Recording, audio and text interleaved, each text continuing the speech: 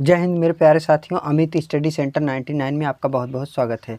यदि आप क्लास 9, 10, 11, 12 में हैं तो कक्षा 9 से लेकर 12 तक साइंस जो आपका यह है टेंस में मैं आपको सभी टेंस करा चुका हूं। अब आपको कराऊंगा पास्ट कंटिन्यूअस टेंस, जो कि 2024-25 के लिए बहुत ही महत्वपूर्ण होगा और बोर्ड एग्ज़ाम के लिए तो सबसे महत्वपूर्ण है। और एकदम समझाकर एकदम आसान भाषा में आपको बताऊंगा। एक बार इस वीडियो को ज़रूर देख लीजिए, आपको मैं बहुत ही आसान तरीके से बताऊंगा। यदि आप मेरे चैनल पर नए हो तो इसको चैनल को लाइक, सब्सक्राइब, शेयर ज़रूर करें। अगर आपको यह वीडियो पसंद आए तभी करें। देख लीजिए, past continuous tense, PAST past continuous, CONTINUOUS continuous tense, TENS tense, लगातार भूतकाल। इसे हिंदी में क्या कहते हैं? लगातार भूतकाल, पास्ट कंटिन्यूअस टेंस। जिस हिंदी वाक्य के क्रिया के अंत में रहा था, रही थी, रहे थे आदि शब्द आए तो उसे हम पास्ट कंटिन्यूअस टेंस कहते हैं। रहा था, रही थी, ऐसे शब्द अगर हमको मिल जाते हैं तो उसे हम पास्ट कंटिन्यूअस टेंस कहते हैं। अब देखिए, affirmative, AFFIRMATIVU affirmative sentence, SENTENCE affirmative sentence सकारात्मक वाक्य। सकारात्मक वाक्य मतलब यह बता रहा है कि जो कि सही चीज़ें हैं, जो चल रहा है, बीत चुका था, ठीक, जो बीत चुका है और चल भी रहा है। लगातार भूतकाल, चल रहा है और बीता हुआ भी है, ऐसा चीज़ें। स्ट्रक्चर मतलब होता है संरचना।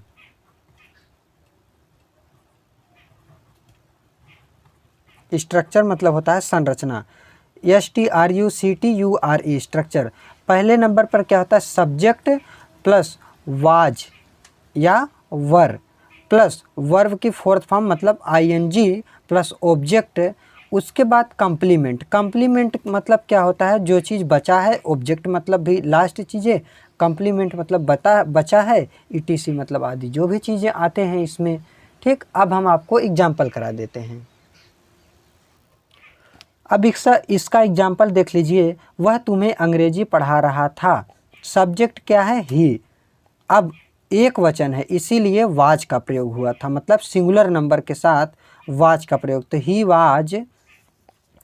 अब वर्ब इसमें क्या है? पढ़ाना। पढ़ाने का होता है टीच, ING लग जाएगा, टीचिंग। और टीचिंग यू, ऑब्जेक्ट लास्ट में क्या है? Object you. टीचिंग किसे? तुम्हें। यू और ऑब्जेक्ट जो बचा है वह इंग्लिश है। इंग्लिश मतलब ऑब्जेक्ट, यह इंग्लिश है क्योंकि यह कोई वस्तु है, इंग्लिश। तुम स्कूल जा रहे थे। यू सब्जेक्ट हो गया, वर हमारा हेल्पिंग वर्ब हो गया, प्लस वर्ब में ING। वर्ब क्या है? जाना। गोइंग टू, जाने के लिए टू लगता है। गोइंग टू, कहाँ जा रहा है? तो स्कूल जा रहा है। ऑब्जेक्ट जो बचा है वह स्कूल हो जाएगा। अब हम देख लेते हैं निगेटिव सेंटेंस। निगेटिव सेंटेंस नकारात्मक वाक्य, यानी NEGATIVE निगेटिव सेंटेंस नकारात्मक वाक्य। स्ट्रक्चर मतलब होता है संरचना। क्या है? Subject plus was were plus not, या अगर कभी नहीं आए तो नेवर, प्लस वर्ब में फोर्थ फॉर्म मतलब ING plus object complement ETC, ठीक। वह तुम्हें अंग्रेजी नहीं पढ़ा रहा था, ठीक।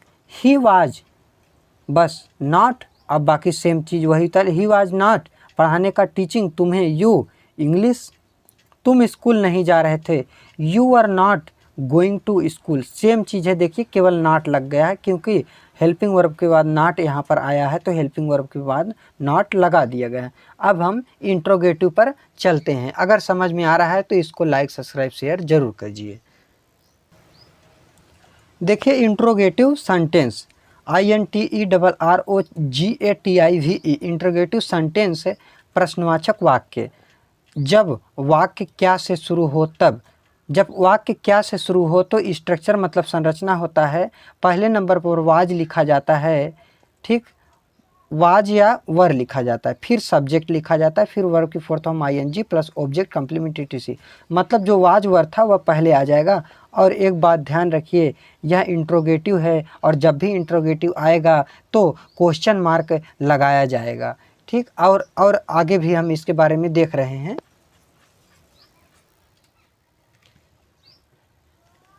जब वाक्य के बीच में क्वेश्चन वर्ड आए तब स्ट्रक्चर क्या था, पहले क्वेश्चन वर्ड लिख दिया जाता है, फिर वाज वर सब्जेक्ट वर्ब के फोर्थ फॉर्म में आईएनजी ऑब्जेक्ट कंप्लीमेंट ईटीसी।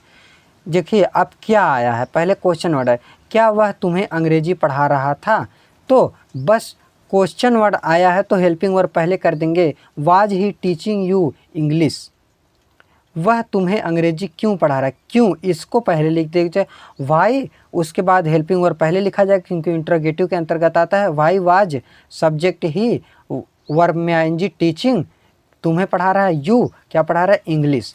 ठीक, अब एक लास्ट आपका बचता है इंट्रोगेटिव निगेटिव सेंटेंस, उसको भी हम देख लेते हैं। इंट्रोगेटिव प्लस निगेटिव सेंटेंस, प्रश्नवाचक प्लस नकारात्मक वाक्य। अब पहला देखिए, जब वाक्य क्या से शुरू हो तब हमारा स्ट्रक्चर संरचना क्या होता है, वाज वर लिखते हैं, सब्जेक्ट नॉट कभी नहीं आया तो नेवर प्लस वर्ब में ING plus object complement ETC. जब वाक्य के बीच में क्वेश्चन वर्ड आ जाए, बीच में क्वेश्चन वर्ड आ जाए तो पहले क्वेश्चन वर्ड ही लिख देते हैं, बाकी सेम यही वाला वाज वर सब्जेक्ट नॉट या नेवर प्लस वर्ब में ING plus object complement ETC. अब पहला एग्जाम्पल देख लिए, क्या वह एक गीत नहीं गा रहा था, तो पहले हेल्पिंग वर्ब लिखा आएगा was he not sing a song, question word question mark लगा है। ठीक, और हम एग्जाम्पल आगे देख लेते हैं। देखिए अगला एग्जाम्पल है, वह गीत क्यों नहीं गा रहा था, वाई वाज ही नॉट क्यों नहीं गा रहा था सिंग अ सॉन्ग, क्या वह बाजार नहीं जा रहा था, was he not going to market. ठीक, गोइंग टू मार्केट। एक एग्जाम्पल और देख